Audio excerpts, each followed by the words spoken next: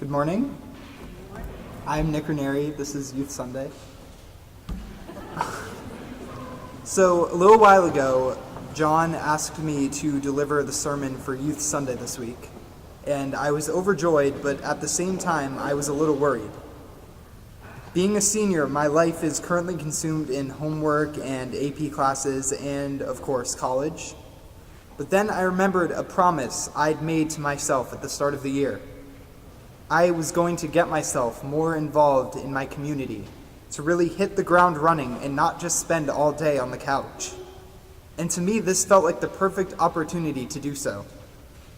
And if I'm to take one thing out of this, it's that Father Peter, Pastor Martha, and Father Justin deserve way more credit than they get for these sermons.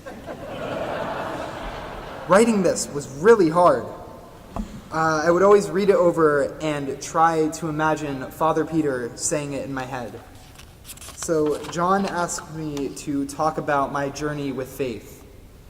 This is something that I feel is both very interesting religiously and also socially. Everybody has a different experience with faith, and hearing the journeys of others is, to me, very valuable. It gives you the opportunity to discover what God means to others. So I'd like to share my journey with you. I've been going to this church for as long as I can remember, for as long as I've been alive. It was here that I went to preschool and was baptized. That was 17 years ago. I remember one Sunday when I was 7, Father Ryder was leading the congregation in the Nicene Creed. I committed it to memory to the point where I was able to recite it word for word. And it was then that I had a thought. I leaned over to my mom and I whispered, "Mom, I'm going to be that guy when I grow up." Needless to say, she was speechless. After that day, I would go home and recite the Nicene Creed in front of a cross that I drew on a piece of paper that was taped to my TV. It was a good feeling. To me, church was a place unlike any other.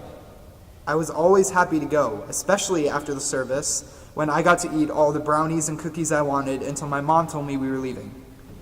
Jump ahead to 8th grade, the youth mission trip to New Orleans, where we rebuilt houses that had been destroyed by Hurricane Katrina. At this point, my connection with St. Mark's was the strongest it had ever been.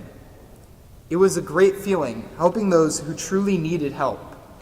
My group helped to repaint the house of a woman who had just recently moved back in. The look on her face when we finished painting her house bright yellow was something I will never forget. I returned from New Orleans with an even stronger connection to God. I felt confident in my faith, and I was certain I would become more involved at St. Mark's. Then came my confirmation. This was a big day. Not only was I going to be an adult in the eyes of the church, with the ability to make my own decisions about my faith, but I would have personal control over my religious activities, which before had been in the hands of my mom, who brought me to Sunday school and later confirmation class. And I enjoyed going to church.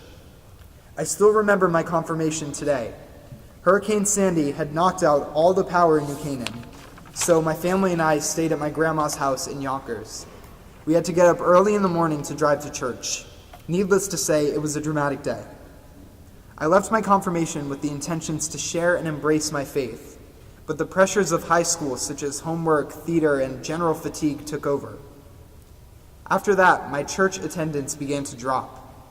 I was spending more Sunday mornings sleeping rather than going to church. I still went to youth group and the Mayfair, but Sunday church services were something of a thing of the past. Come sophomore year, I stopped going to youth group and even missed the Mayfair, all to focus on school. But looking back, I think my year away from St. Mark's was pivotal in my journey with faith.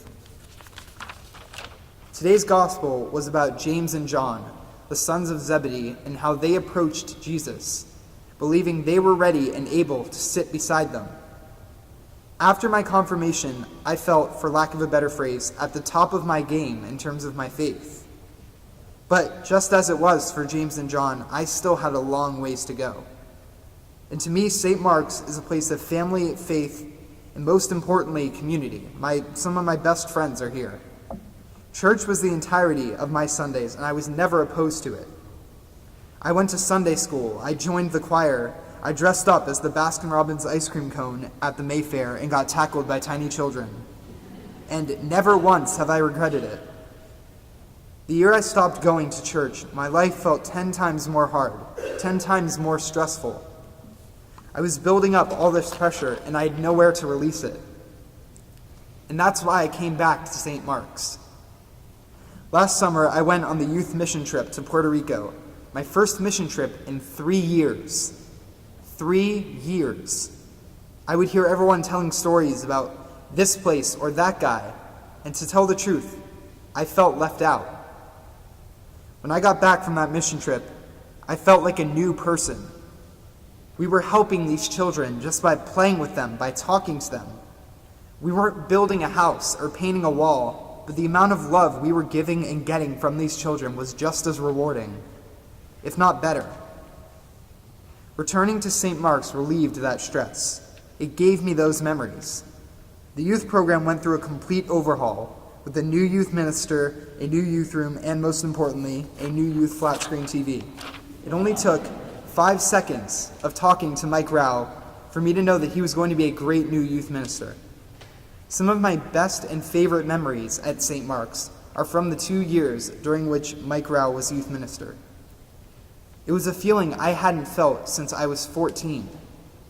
And I guess that's what you call community, what you call family, what you call love. And I thank God for the chance to feel this community and share it with you. Praise be to God.